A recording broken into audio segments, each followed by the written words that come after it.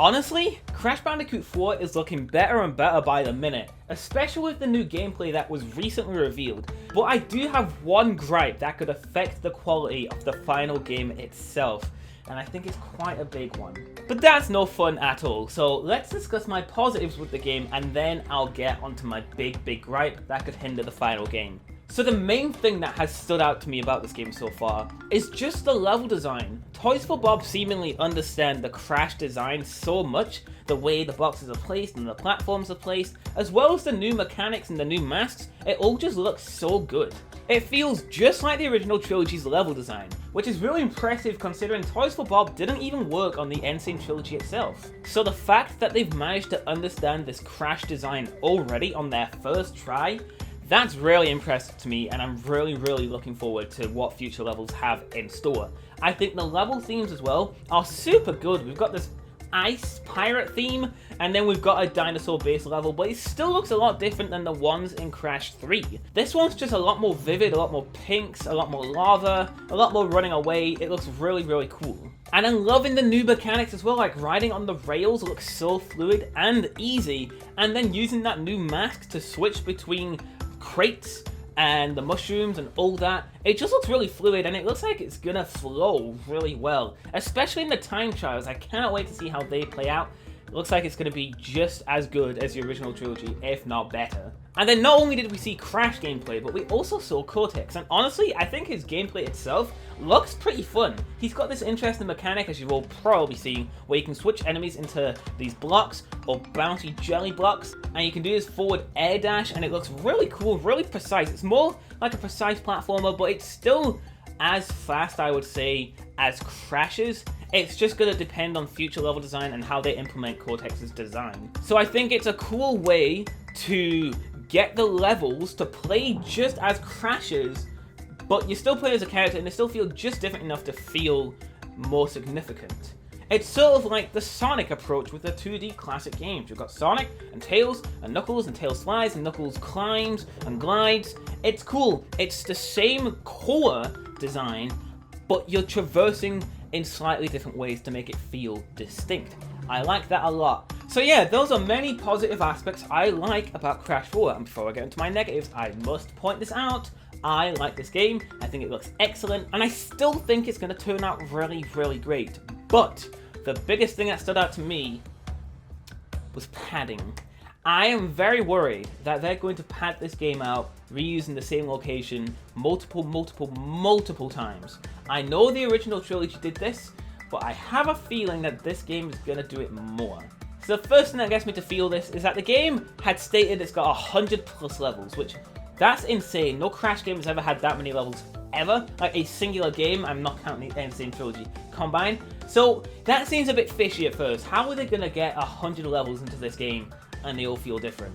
Answer, they're not. So the beginning of Cortex's level is different from the Crash level, and that's all good, that's fine by me. But it's the moment you switch to Crash and you realize that the level design is pretty much identical to Crash's original level. The only thing that's different are the crate locations and some enemy placements. And I don't know about you, but that does just feel a bit like padding right there. And my main concern is that the game is going to be chock full of stuff like that. Yeah, it's cool that we're getting grander narratives like Cortex trying to blow up that ship on Crash.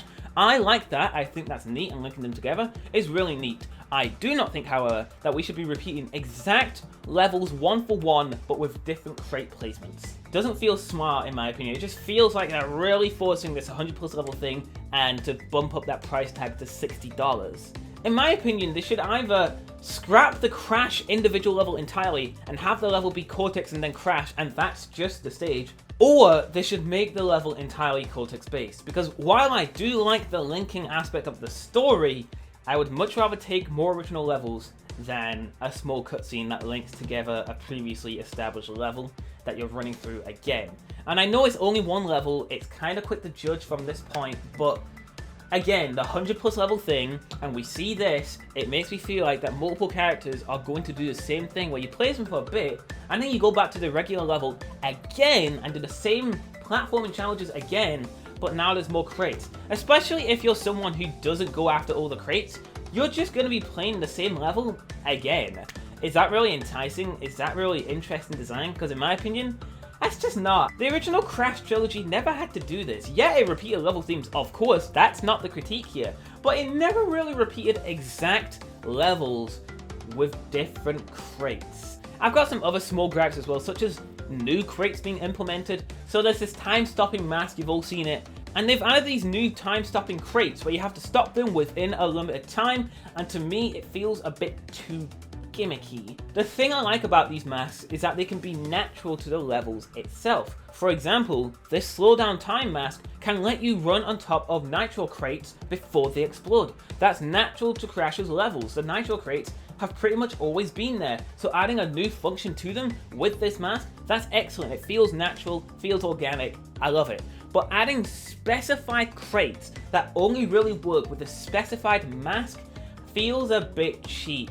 Again, it's not a massive gripe, and I'm not even saying it's necessarily bad, I'm just saying it feels a bit unnatural.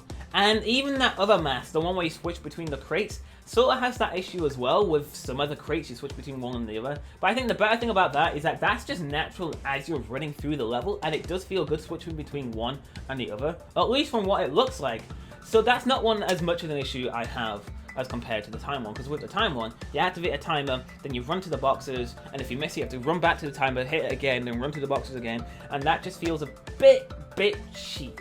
I hope that critique makes sense. I don't know if people are going to agree with me with that whatsoever, but it's something I noticed, and I'm hoping that the game doesn't really do that too much. I know we've got the wall running thing, and you could argue that, yeah, they've got panels on the side, so they're also the same thing. But I think the difference there is that they're still adding to the greater narrative of the level, and you're still like running forwards and everything, and you've still got this constant momentum, whereas these are specified crates, specified blocks that are just in your way because you need the mask, and I don't think that's entirely interesting. But either way, I'm still excited for the game. I need to state this a million times because in my last Crash Bandicoot video, people thought I hated Crash 4 despite the fact that I said many times I don't hate Crash 4. I'm telling you, I fucking love what they're doing with this game so far. I just have gripes with it that I think could affect the final game. Anyways, what do you guys think of Crash 4 so far? Let me know. What do you think of the new gameplay? Let me know. Do you disagree with me? Let me know in the comments. It's all about discussion on this channel. I want to hear your thoughts, disagree with me, all that good stuff. Thank you all for watching, and I'll catch you in the next video, guys. Peace out, my dudes.